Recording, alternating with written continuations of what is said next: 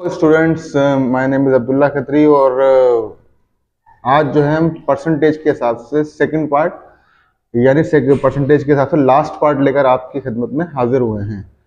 तो इससे पहले की भी आपने जो पार्ट 1 था वो भी आपने देखा होगा कि उसके जो क्वेश्चन थे, क्योंकि हम कोशिश ये करते हैं कि परसेंटेज के देखें हर सवाल तो हम सॉल्व नहीं कर सकते आपके साथ ना। तकरीबन अगर हम सॉल्व करने पाए तो डिफरेंट क्वेश्चन हैं, यानी 500 प्लस क्वेश्चन बन जाएंगे ऐसे ना। तो इस इतने क्वेश्चन हम एक साथ नहीं कर सकते वीडियोस के अंदर, तो हमने कुछ क्वेश्चंस को लिया है, सेलेक्ट किया है, जो कि आपके लिए हम सॉल्व कर रहे हैं। और इंशाल्लाह अगर आप उसको बगौर देखें, समझें, तो इंशाल्लाह आप किसी भी तरह का परसेंटेज का मिड हार्ड लेवल के क्वेश्चन कर सकते हैं। मैं ये नहीं कह रहा कि सारे, क्योंकि हार्ड लेवल अलग होता है जो कि गेट वगैरह के अंदर और सेट वगैरह के अंदर आते हैं। तो क्वेश्चन नंबर 5 आपके स्क्रीन पे इस वक्त नजर आ रहा होगा। तो इसमें लिखा हुआ है कि a fruit seller had a certain number of apples. After selling 40% of them, he was left with 420 apples. How many apples did he have initially?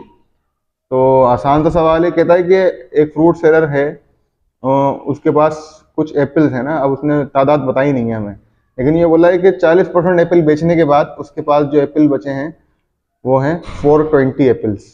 ठीक है, यानी कि 420 एप्पल्स बचे हैं उसके पास। अब ये पूछ रहा है कि शुरुआत में जो बेचना शुरू किए थे उस वक्त टोटल एप्पल्स कितने थे उसके पास। क्या 588 थे, 600 थे, 650 थे, 650 थे या 700 थे। तो देखिए इसका आसान सा जवाब ये निकाल लेते हैं, इसका हम सोल्यूशन करते हैं। तो ये जो 420 है, क्योंकि ये कह रहा है कि 40% सेल हो चुके हैं। जब 40% सेल हो चुके हैं तो 420 जो है वो मैं कहता हूँ 60% है। तो हम क्या करेंगे, 420 को डिवाइड बाय 60 करेंगे। तो किस तरीके से हो जाएगा, 0 से 0 कैंसिल हो जाएगा, 6 1 जा 6 और 6 7 जा 42। ये आपके पास आ गया, समझ लें 1%। तो 7, क्योंकि टोटल परसेंट कितनी होती है, 100 होती है।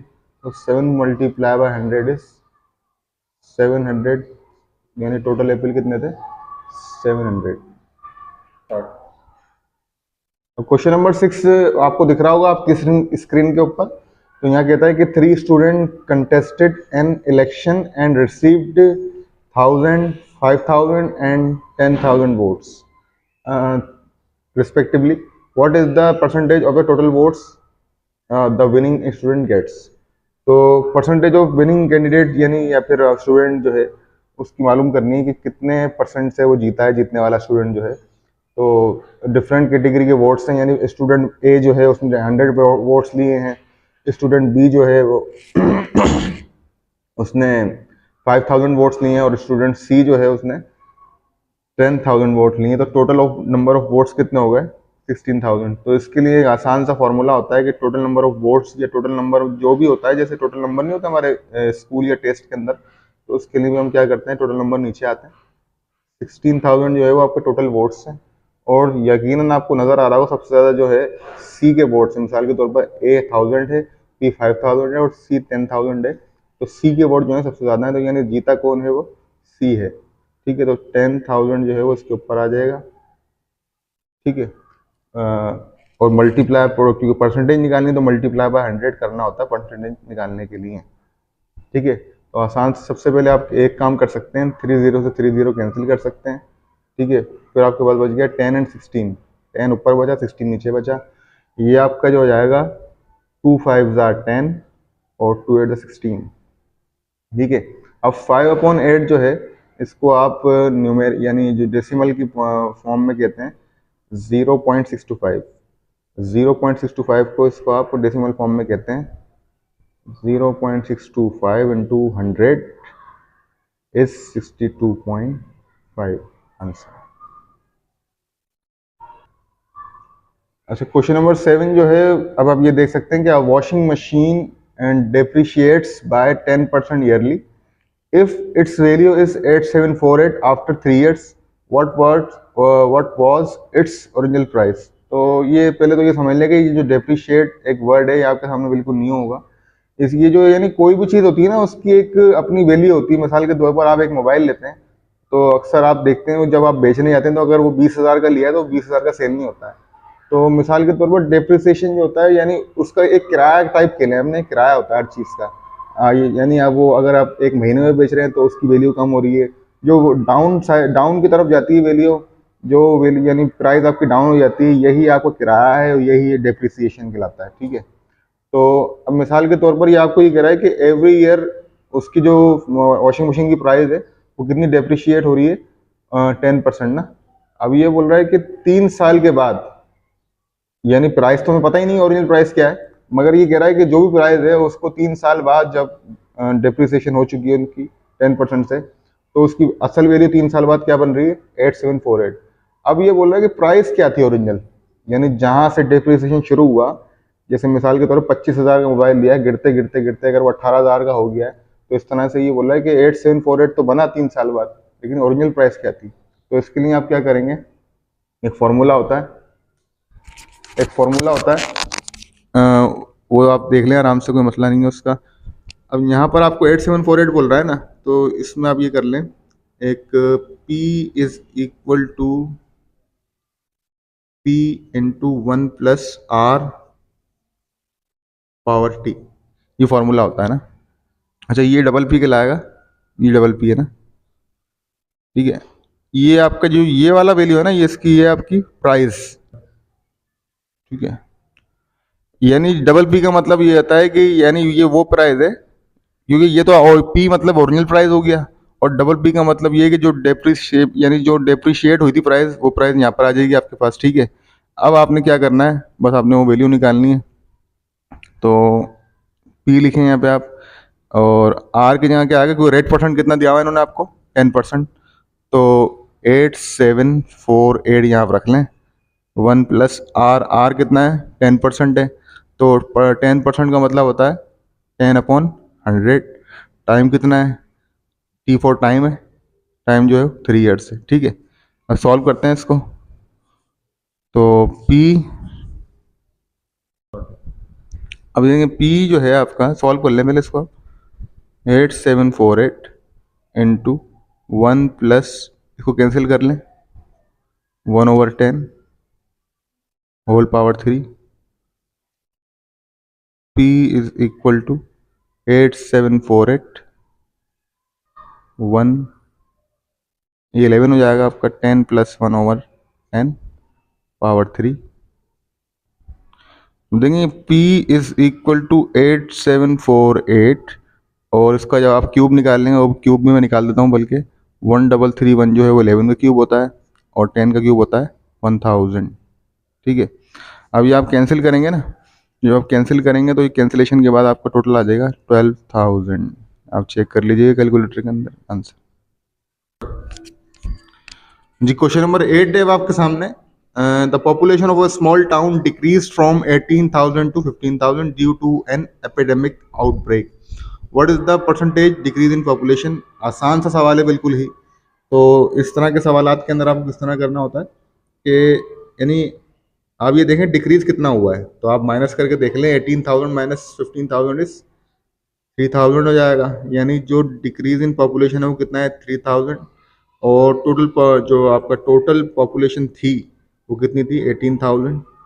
क्योंकि डिक्रीज किस में से हुआ है ये मालूम करना है ना, क्योंकि 18,000 में डिक्रीज होकर 15,000 हुआ है, तो यानी जो टोटल है वो टोटल 18,000 ही आएगा। ये आपके जहन में सवाल उठ रहा होगा कि 18,000 क्यों रखा, क्योंकि जिसमें से डिक्रीज हुआ है वो रखना लाजमी है, वो है 18,000। अब क्यों डिक्रीज हुआ है, एन एपिडेमिक आउटब्रेक, यानी एक वबाई मर्ज था जिसकी बुना पर ये जो है अमवात ही हुई होंगी। तो ठीक है, तो ये मालूम करना है कि परसेंटेज क्या रही डिक्रीज होने की, तो मालूम करते हैं आसान तरीके से 100 से मल्टीप्लाई करवा कर। वही 3030 कैंसिल हो जाएंगे, और 3 1 टाइम एंड 3 6 टाइम आपका 18 हो जाता है। सो 1/6 इंटू 100 आप करवा लें, तो इसको मैं डिवाइड करके दिखाया था रफ वर्क में आपको। तो 100 and 6, तो 6 का टेबल आपने पढ़ते जाना है। 6 1 टाइम, स्टार्ट, तो 6 1 टाइम हो गया 6, बाकी 40, तो 40 जो है 40 तो नहीं आता 6 के टेबल के अंदर। 6 6 टाइम जो है वो 36 होता है ना, तो 36 हो गया, बाकी आपके पास बचे 4। फिर आपने पॉइंट लगवा लिया है, फिर 0 को इंक्रीज कर दिया, तो 6 टाइम 6 अगेन 36 हो जाएगा आपका। तो बस ये 16.66 इसका आपका आंसर हो जाएगा। ठीक है, अब आपको क्वेश्चन नंबर 9 नजर आ रहा होगा। इसके अंदर ये कहता है कि if x% of y equals to 150 and y% of z equals 300, what is the relation between x and z। तो इसके लिए आप काम कर लिया करें कि जब आपको दो दी गई तो इक्वेशन ही बना इसकी ना, लिखें x% of y equals 150 and y% of z equals 300। ये दो इक्वेशन, तो हम क्या divide equation 1 and equation 1 and 2 को डिवाइड उसमें, तो x% का मतलब होता है xy over 100 is equal to 150 और इसी के डिवाइड में z over 100 is equal to 300। अब जो जो कैंसिल होना बताया था मैं आपको, देखें y से y कैंसिल हो जाएगा इसका, और 100 से 100 भी कैंसिल हो जाएगा, तो ये हो जाएगा आपका, और 150 वन टाइम और 300 इसका 2 टाइम हो जाएगा, 150 2 टाइम है 300। ठीक है, अब यहाँ आपके पास बच गया x, और x के साथ क्योंकि डिवाइड से मल्टीप्लाई में ले गए हैं आप, तो x upon z is equal to 2 हो जाएगा आपका। ठीक है, x अपॉन, तो ये सॉल्व वगैरह कर लिया है आपके पास। ये देखें लेफ्ट साइड के ऊपर x बच गया और राइट साइड के ऊपर z अपॉन 2 बचा। जब इसको आप सॉल्व कर लें 2 इंटू एक्स हो जाएगा, यानी z is equal to 2x, जो कि ऑप्शन नंबर बी है आपका। लास्ट क्वेश्चन आपके सामने है अब मौजूद। A man page a monthly rent of 3000 and an additional 12% tax on this rent, how much tax will he पे इन अ ईयर। तो बहुत आसान, बहुत ही आसान सवाल है। 3000 जो है अब मेन पेज, अब ये मतलब ये कह रहा है कि एक शख्स जो है वो 3000 पर मंथ जो है रेंट पे करता है, बट उसने 12% एडिशनली जो है वो टैक्स भी पे करना है इसके साथ ना। तो इस टैक्स की जो मतलब पूरी वर्थ जो बन रही है ईयर की, पूरे साल की, वो बतानी है कितनी बनती है। टैक्स पूरे साल का कितना बनता है इस 3000 रुपये के ऊपर, क्योंकि वो माहाना तौर के ऊपर जो वो है आपका रेंट तो पे करता है, लेकिन 12% टैक्स अलग देता है ना। अब ये 12% टैक्स पूरे साल का कितना बनता है ये पूछ रहा है वो। तो इसके लिए आप क्या करेंगे कि पहले तो आप 12% निकालें, होता कितना है 3000 का।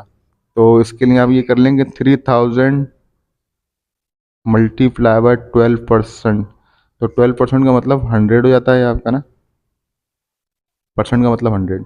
तो 20 से 20 कैंसिल कर लें, देन 30 मल्टीप्लाई बाय 12 कर लें, ये वाला 12 है, तो 30 मल्टीप्लाई 12 इज 360। ठीक है, अब 360 जो है वो इसका टैक्स बन रहा है मंथली।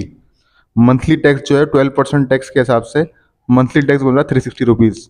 ठीक है, अब 360 को आप क्या करेंगे, क्योंकि साल के अंदर भी 12 महीने होते हैं, तो इसको अगेन 12 से मल्टीप्लाई करवाएंगे आप। अब ये जो 12 है ये महीनों वाला है, ऊपर जो 12 था वो टैक्स परसेंटेज जो आपको दिख रही है यहाँ पे दी हुई थी। ठीक है, तो 360 मल्टीप्लाई बाय 12 करते हैं, तो ये आपका होता है 4320।